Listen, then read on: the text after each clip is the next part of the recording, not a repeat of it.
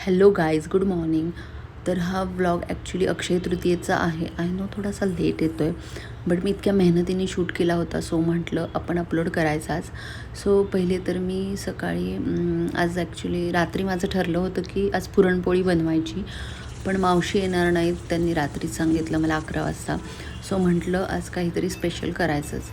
So puran poli नाही बनवली, पण मग चपाती आणि आमरस, बटाट्याची भाजी, मटकीची आमटी, देन मी भजी बनवली होती. भजीमध्ये ना खास इन्ग्रेडियंट टाकला होता, सो ही भजी खूप छान लागते. तुम्ही ना भजीमध्ये तीळ ॲड करा, त्याने ना एक वेगळीच टेस्ट आहे, त्याने खूप छान होते.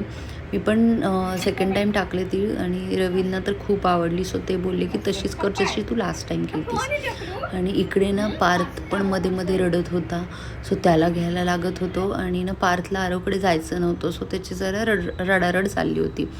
सो त्याला घेत घेत त्याला बघत बघत असं माझं काम चाललं होतं.